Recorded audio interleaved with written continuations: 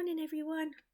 I'm gonna say I'm really happy about the last video. Did quite well and seemed to um help quite a few people. So that's really cool. I'm really happy about that. I just do this because somebody asked me to, who I chat to, and he's very cool. So I just wanted to do a video on the importance of having a mentor for some autistics. What a massive difference that can make. I don't know if it's not readily available enough yet, but it is hugely important, I find, to have a mentor. As young as you can, like late teens, 20s, just so that a good mentor.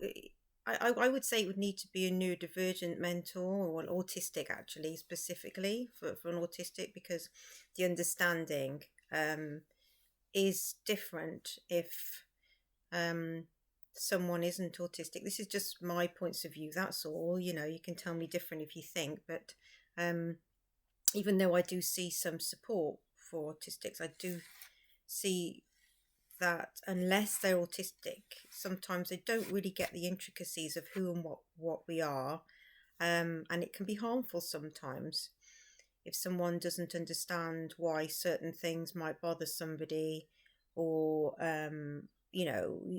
feelings need to be validated and accepted and understood and respected. And I think some well-meaning people end up causing more problems. I must say I am guilty of that.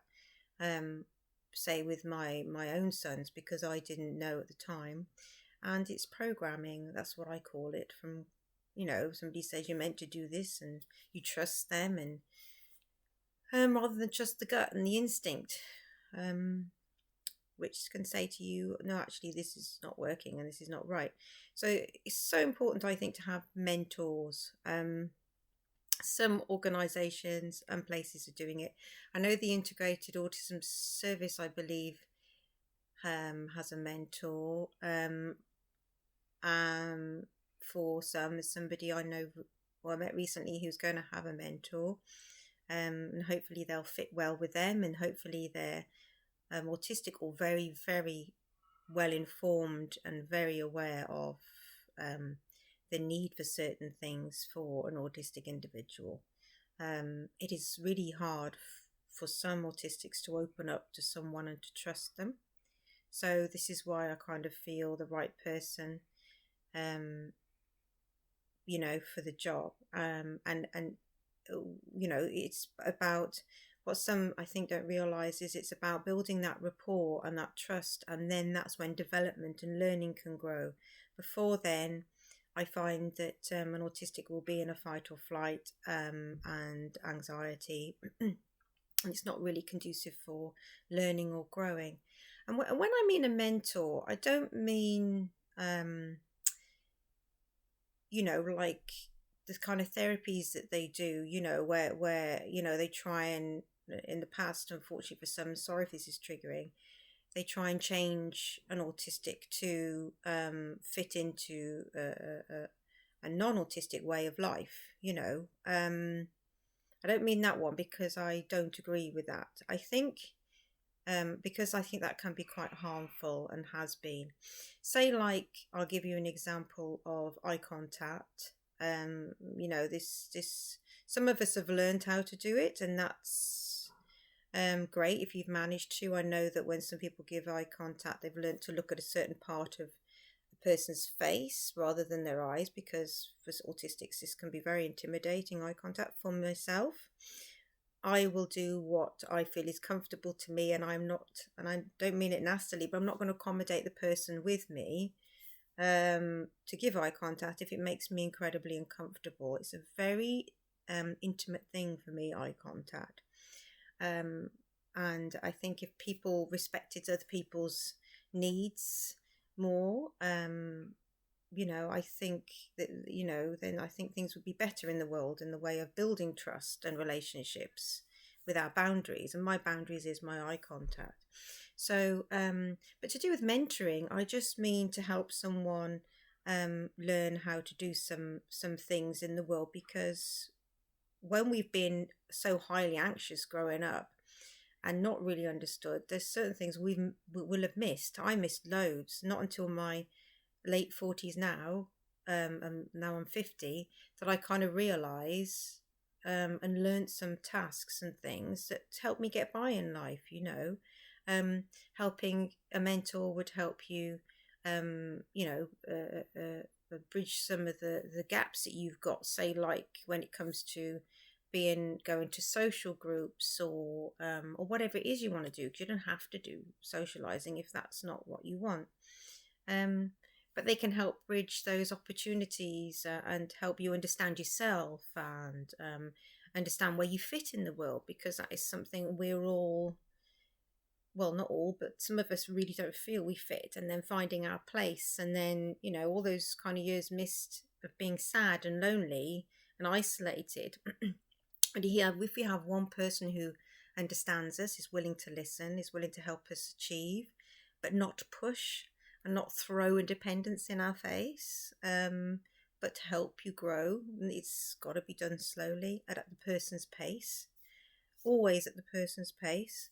Then, you can start to enjoy life more, because it can be really upsetting. So I do a bit of mentoring, and I accidentally did it, but you can't solve all problems for people, obviously, but sometimes if there's just a listening ear, somebody to go places with sometimes. And I found some people I've mentored have they've flown the nest, say, they've like and then they'll get back in touch with me a few months later, and they're like apologetic, and I says, no, that's the point. You're meant to fly if you want to. You don't have to either. But, do what it is. But I'm not pushing on that independence, that thing that seems to be a key thing for anybody who has services. They've got to achieve this by this point. It's different for everybody. For some people, somebody I'm mentoring at the moment, it's been 4 months and they're already doing loads of things. It's like, whoa, how have you done that so quick? But for other people, it's a longer journey, and I just want to be there to help them with that. And it depends where their journey ends up or where they want to end up, where are they comfortable?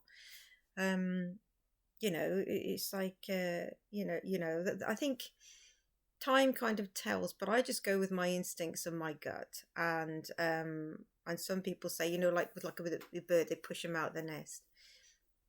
I don't find that works with autistics. I find that actually makes them scared of going outside the nest, but I might be wrong, so maybe as like everything, it's all individual, so on that person. So maybe sometimes that sort of thing, but I wouldn't do it to myself. I never push. I always, if mentoring, the person leads, and that's what I find is very, very important.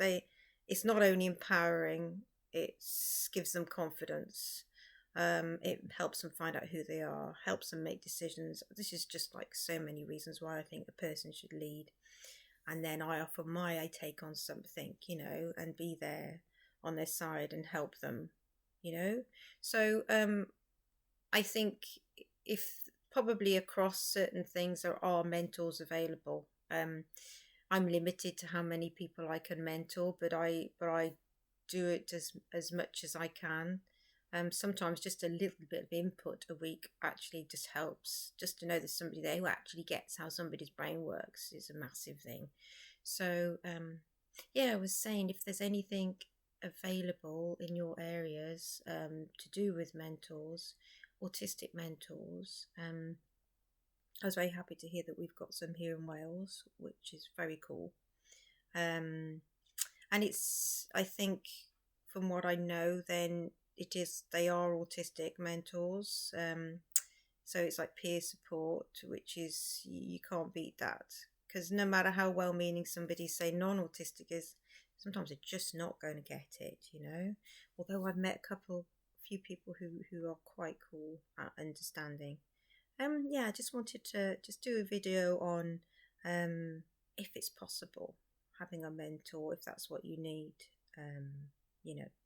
All right. Take care.